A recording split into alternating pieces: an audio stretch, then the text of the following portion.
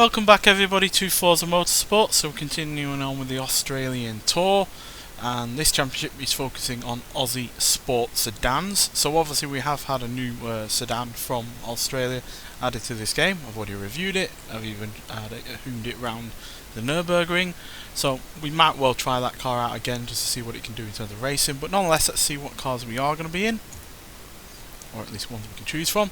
So yeah, we have the HSV GTSR, which is basically more of the same that we've already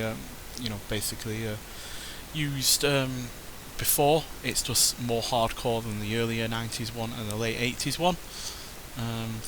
Yeah, as you can see, it's got 308 horsepower, 350 pounds-feet of torque, while weighing at 3,591 pounds. So that's heavier than the 91 version and heavier than the 88 version, but as you can see, there is obviously a massive increase in power overall. You've got 20 extra horsepower over the 91 version, while 47 extra pounds-feet of torque, and then you've got 70 extra pounds-feet of torque over the 88 version, and a big jump of 67 extra horsepower. So, while also having a much larger engine. I'm pretty sure that's a Corvette engine potentially in there, I'm not sure, but still, massive increase in power. And yeah, the handling is just the same as the 91 version, but acceleration has gone up. So yeah, but I'm going to go for the 91 version purely just because, you know, it's brand new to the Forza series. I have enjoyed driving it on my own time, and yeah, I'd like to basically see what it can do against competitors. So yeah, we'll go into my cars. Well, let's pick it. Not sure why there were several of each version there in showing up, but still, right, as per usual, we do not upgrade. We see what the car is capable of in its first race in stock form, and then we'll upgrade it on the second race onwards. So yeah, let's see what we can do at Grand Oak. On the club circuit. The Grand Oak Club Circuit is known for the speed drivers can carry as per throughout usual. the turns, so try to use every... Let's get right into it. So yeah, I'm really pleased that they've added this car to the game, quite frankly, because it isn't one that we've had before, as I've said. And I'm always a big fan of having cars that we've not had before, but also slight variants on versions that we have had before, because it is, at the end of the day, somewhat similar to the car from 3 years prior, but there's been enough changes to it to make it worthwhile as its own thing, while also being, as far as I'm concerned, slightly better than the 1988 version. As I said, I do find it to be better looking, and then you got the extra power, extra torque, and the additional handling on the go as well, so all good in that regard. So the competition, as you can see, have a few more cars that they're able to choose from. Not sure why the Firebird is the one you can choose from. That is not Australian or a saloon car at all. You can understand why the Falcon is, because even though it was originally from the US, that name was dropped and it was used in Australian made vehicles, and it is at the end of the day also a saloon car, so I can understand why that's included, but not entirely sure why Pontiac are here with the Firebird. It's neither a saloon nor one that was primarily sold in Australia.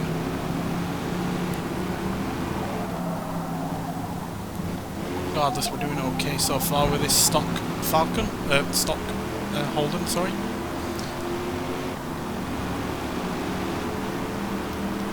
I would say the GTSR is probably the wiser choice to go for,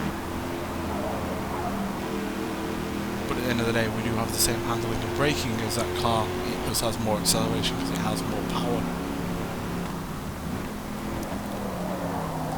But because we do weigh that little bit less, this car's slightly more truckable into the corners, I feel.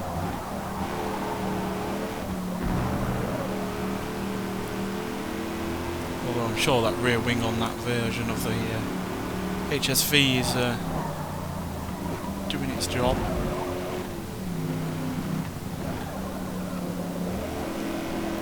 Really am a fan of this car though. I like its simplicity.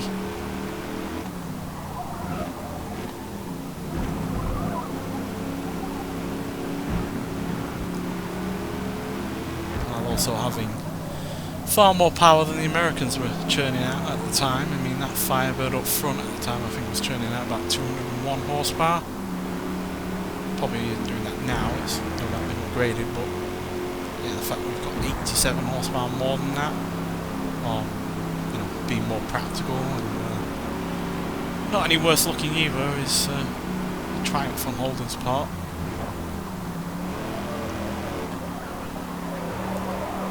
Firebird there could not go hold the outside line there.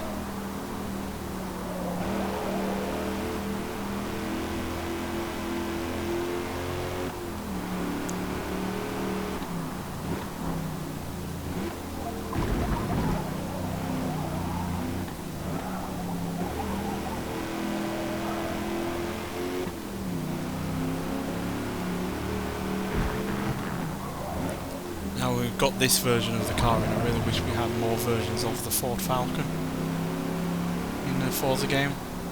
Be they from when they were originally a US made vehicle to more Australian versions.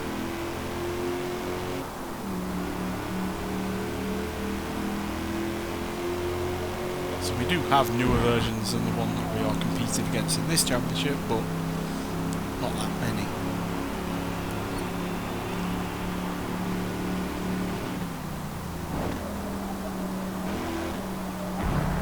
Although, to be fair, the roster of cars from Australia has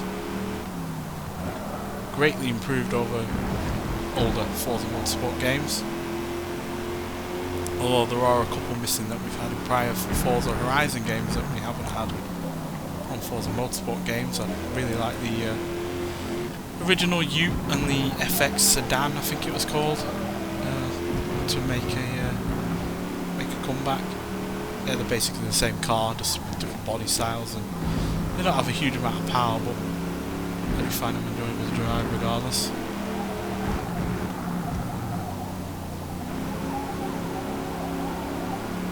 Thinking we can catch up to another Firebird.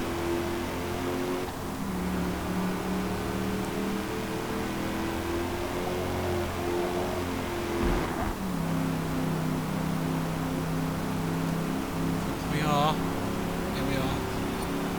Time distance is reducing.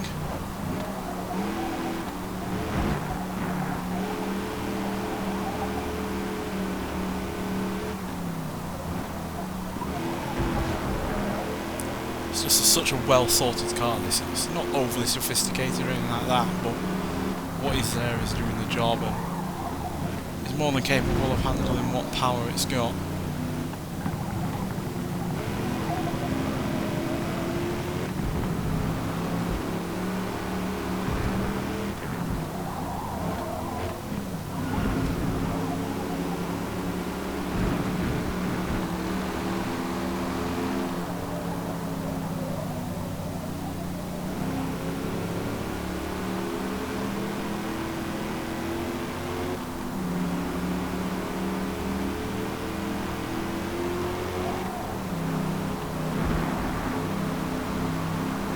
Come on, yeah, there we go. Finally got past, getting to the top 5.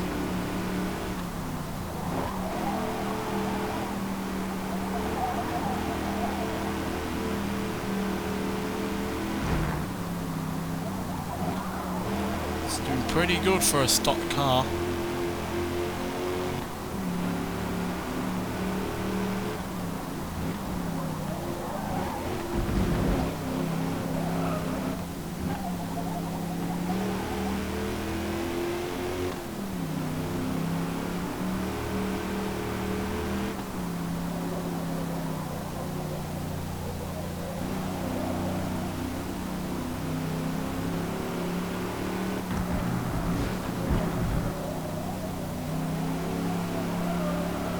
Lost a little bit of time on 4th though, we weren't particularly quick there.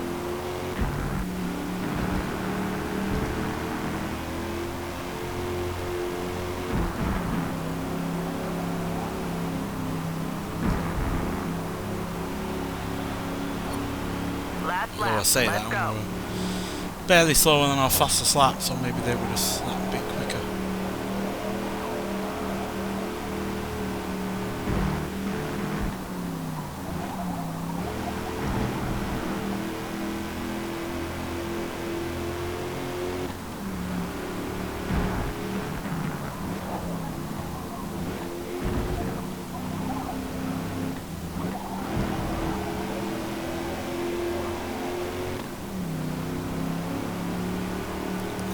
end of the day have more power than us, as I've already shown.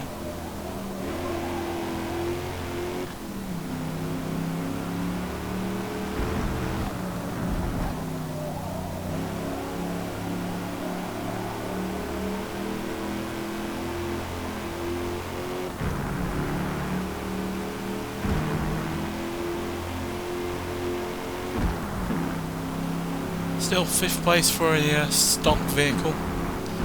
It's pretty good, especially when you consider the HSVs there in yellow are far more powerful than we are. But surprisingly, it's the Pontiacs taking up the entire top 3 there, so they're clearly the ones to watch out for. But still, 5th place is pretty good. 7th place is increased over where we started, and we get a solid 20 points to start with. So yeah, let's get to the upgrade menu and see what we can do to this car to make it that bit better. Right, so the handling on this is fairly solid, but we are obviously going to be increasing it by a fair decent amount in terms of the PI. It's going to go up to 62 into halfway into C class, so we might well need to also upgrade the handling slightly, just to make up for the fact that we are obviously going to be shoving it full of a bit more power. So widening the tyres up, I'm going to do the brakes up just so we are confident that we can slow down what we are using. Going to make this suspension slightly lower, and now we're going to concentrate on the power. So displacement, well, we are going up against cars with 5.7 litres, so why not go up to 6.2?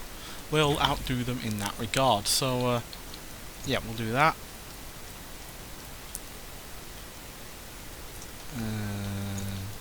I just like an even amount.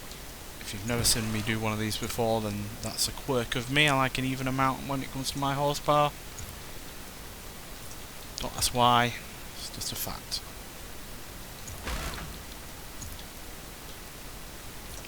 No intake. Nope. Valves. Nope. Camshaft. Well, that'd take us over, wouldn't it? Clearly. That gives us 325. Can we go up any higher? 330. What will this do? 336. 335. There we go. 340. 340 dead on. Can we do anything else with what minimal we've got? We'll knock out a bit more weight. Can we do that with our anti-roll bars? Slightly. Yeah. Right, so we've got it to below £3,400, which is fairly solid.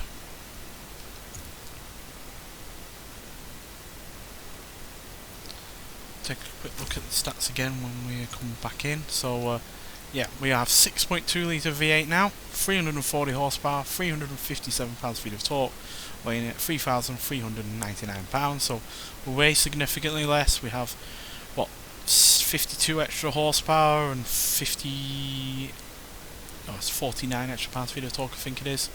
I forget whether it was 303 or 308 that it had originally, but still. And now our handling is also better, braking is significantly better, acceleration and speed are better as well. So yeah, on the whole, done pretty well. Now you could obviously upgrade it further in terms of handling by putting on a different rear bumper. You can also lighten the hood at the front to reduce the weight up there, and do all sorts of other things with rear wings and front bumpers as well. But concentrating on the power more than anything, because that is one area that we were slower down on. So yeah, 0 to 60 now in 5.454 seconds, 0 to 113.023 seconds. We now do 167 miles an hour. So yeah, fairly good. So let's get to Lime Rock Park, full circuit for 8 laps. Okie dokie. Pretty fun circuit this, even though it's quite thin in areas, so it can mean it's a bit tricky to get some overtaking in. But there's a decent straight on the start-finish line, so we do have significantly more power than we can make gains there.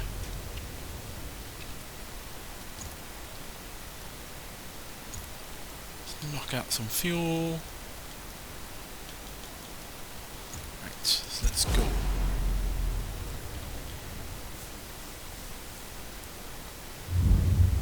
See if we have the power to match our competition now.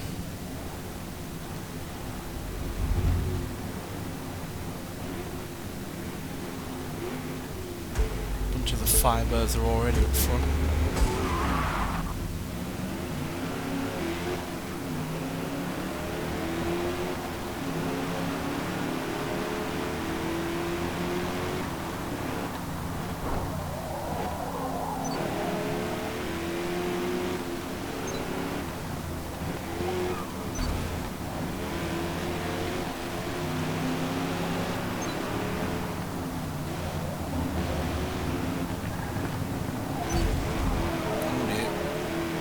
Slower, older VL getting in the way there.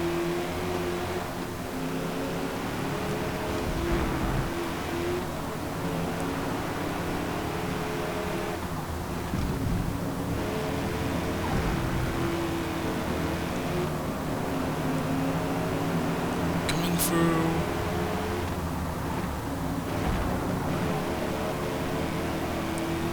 Yeah, definitely seem to have a bit better pace on the go now.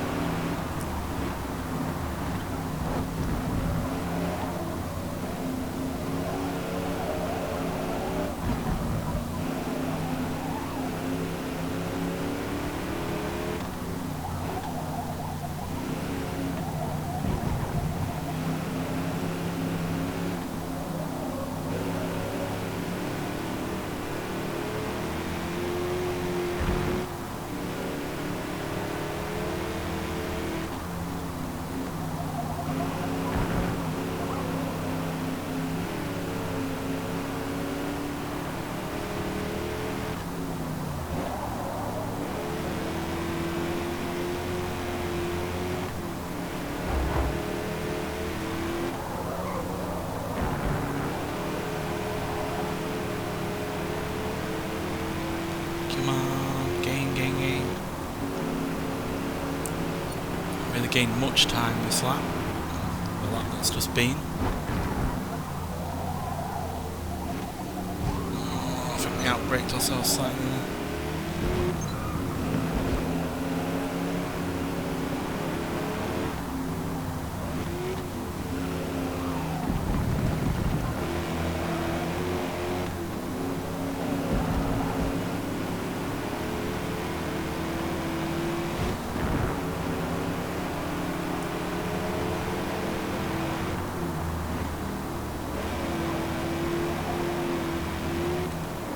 Every likelihood I might well have put too much emphasis on the power.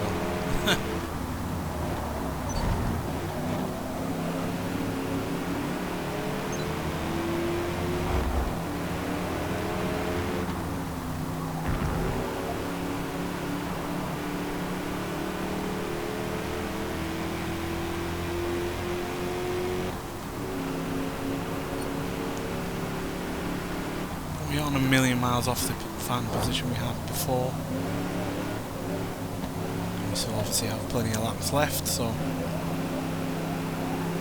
I'm not calling it a failure yet.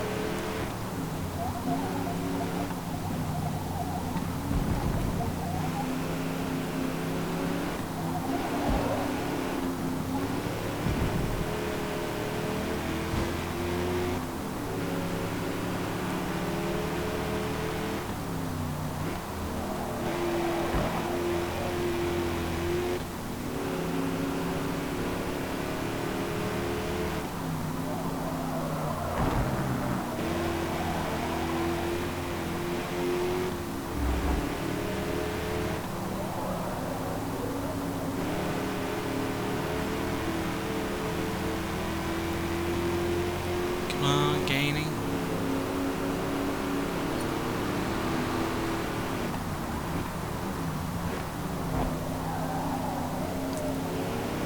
I'd like to at least get a better position than before.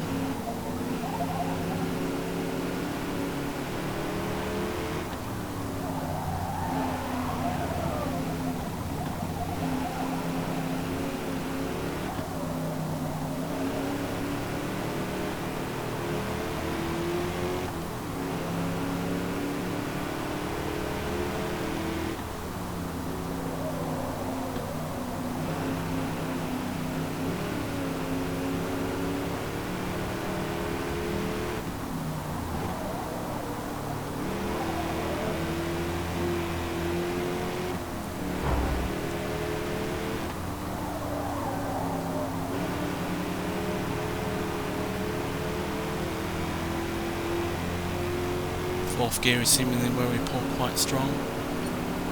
3 to go.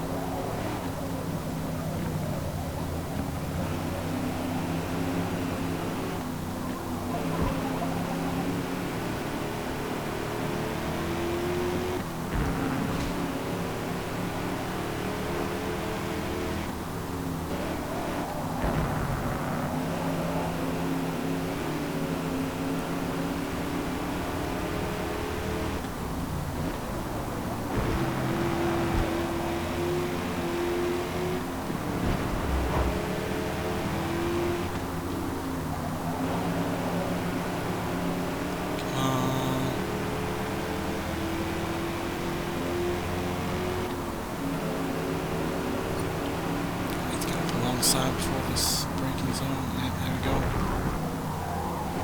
Oh, we did it again. Well, I'm going to rewind this time because we didn't last time when we paid the price for it, quite frankly. So we're going to pull up. Just weren't able to hold onto position.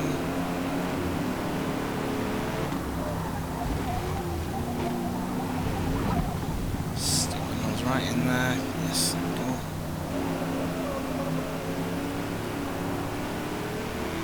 So fourth isn't far off.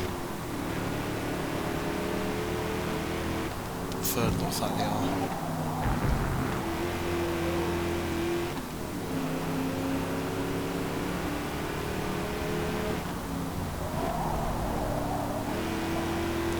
If those Trans Ams haven't upgraded that much, then in terms of power at least, we should be able to gain that straight fairly effectively.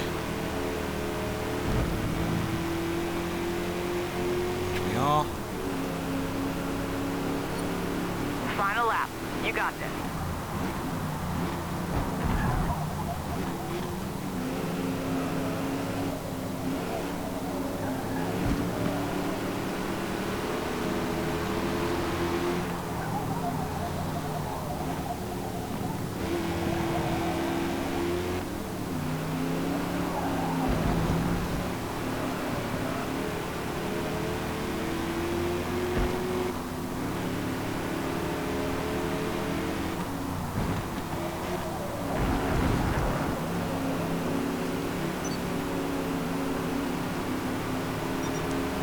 Total time is 50 seconds. Hit that corner too hard and then we went too wide after the fact. It's a big trouble with hitting the curbs. I'm getting a massive ball to stay there now as well.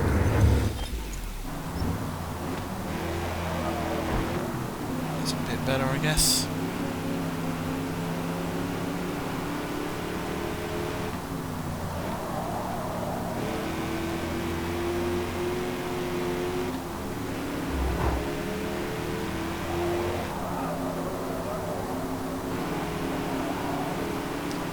Really gonna have to settle for fifth again.